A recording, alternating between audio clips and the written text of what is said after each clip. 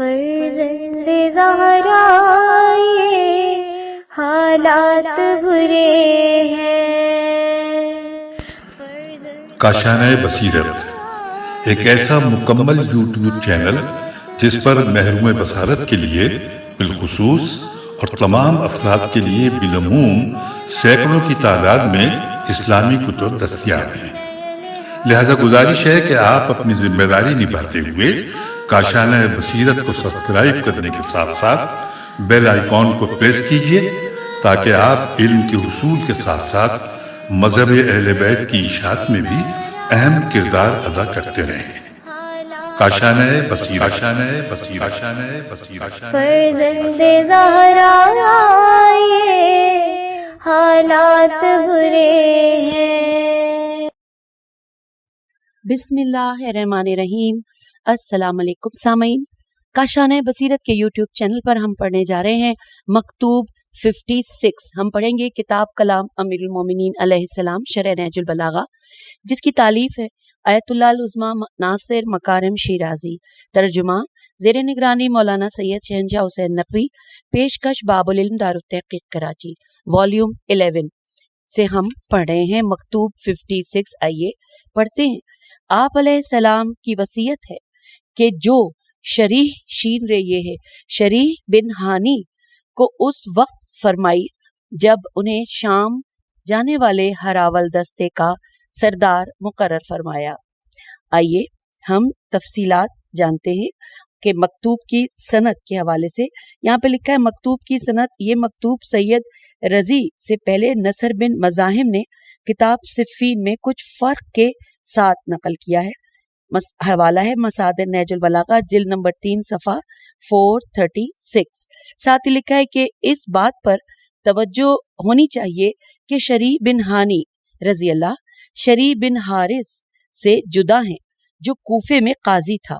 شریح بن ہانی امیر المومنین علیہ السلام کے مخلص اصحاب میں سے تھے اور بہت سی اسلامی جنگوں میں شریک ہوئے تھے۔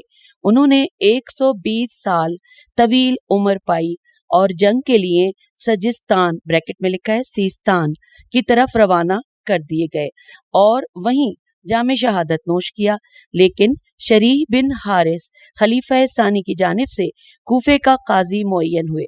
اگرچہ وہ اس عہدے کی اہلیت نہیں رکھتا تھا، تاہم امیر المومنین علیہ السلام نے کوفے کی کشیدگی کو روکنے کے لیے اسے معزول نہ کیا، لیکن اس کے فیصلوں کی ہمیشہ کڑی نگرانی کی جاتی تھی۔ اور اب آئیے ہم پڑھتے ہیں مکتوب پر ایک نظر۔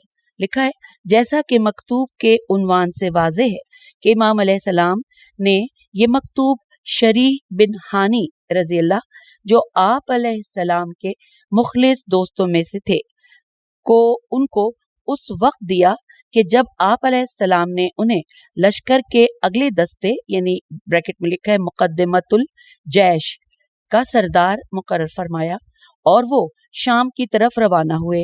امام علیہ السلام اس مکتوب میں انہیں تقوی الہی کی بہت تاکید فرماتے ہیں اور ہوا و ہوس کے غلبے کی بابت خبردار فرماتے ہیں، نیز دنیا کی فریب کاری اور نفس کی سرکشی سے متعلق انہیں متنبہ کرتے ہیں۔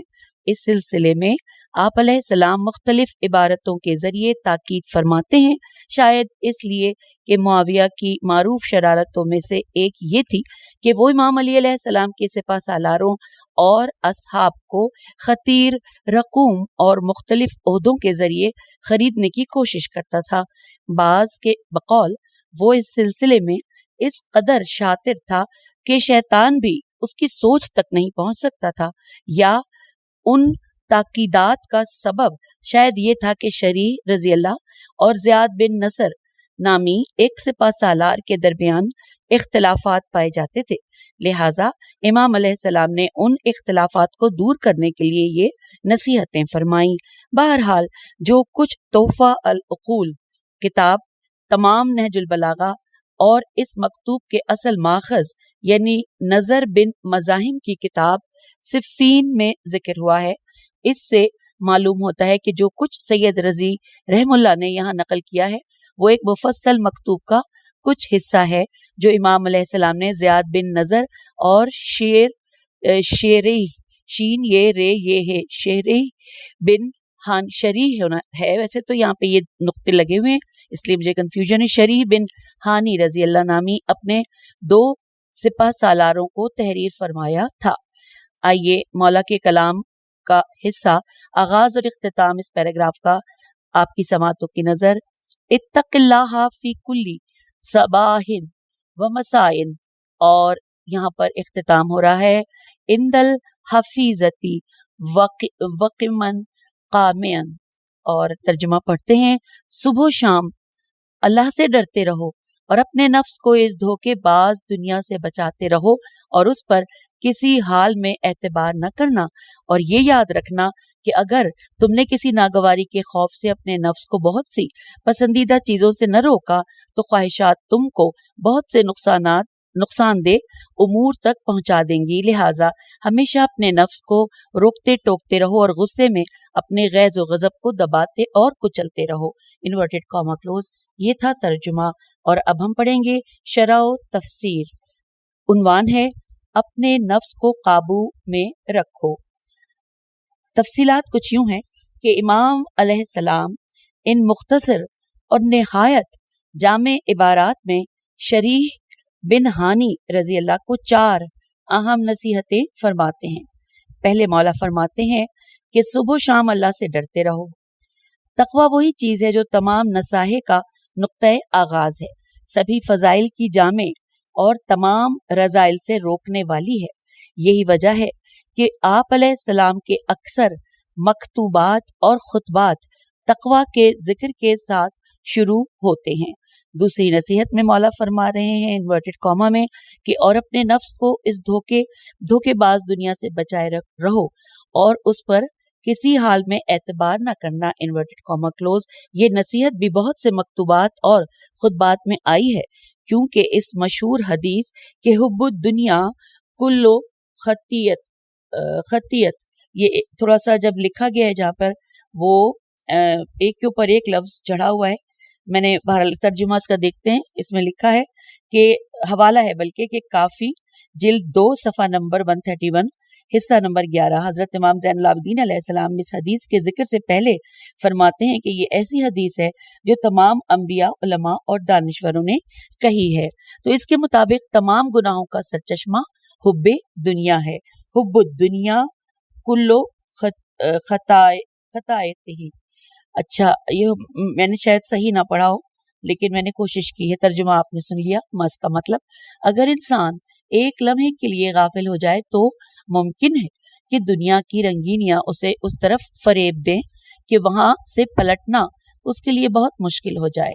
تیسری نصیحت میں مولا فرما رہے ہیں انورٹڈ کاما، اور یہ یاد رکھنا کہ تم نے کسی ناگواری کے خوف سے اپنے نفس کو بہت سی پسندیدہ چیزوں سے نہ روکا تو خواہشات تم کو بہت سے نقصان دہ امور تک پہنچا دیں گی، انورٹڈ کاما کلوز۔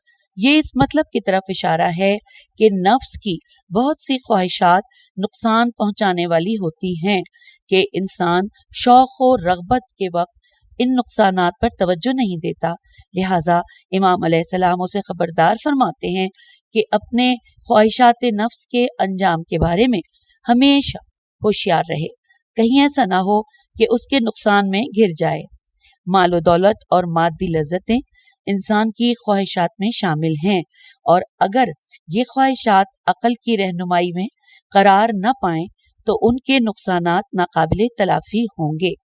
اور پھر امام علیہ السلام چوتھی نصیحت میں نتیجہ دیتے ہوئے فرما رہے ہیں انورٹڈ کاما، لہٰذا ہمیشہ اپنے نفس کو روکتے ٹوکتے رہو اور غصے میں اپنے غیظ و غضب کو دباتے اور کچلتے رہو، انورٹڈ کاما کلوز۔ اور سامعین، اس تھوڑے سے وقت میں مکتوب 56 مکمل ہو گیا۔ جیسا کہ آپ جانتے ہیں کہ ہم کاشانہ بصیرت کے YouTube چینل پر یہ تمام مکتوبات پڑھ رہے ہیں۔ اجازت دیجیے، خدا حافظ، فی امان اللہ۔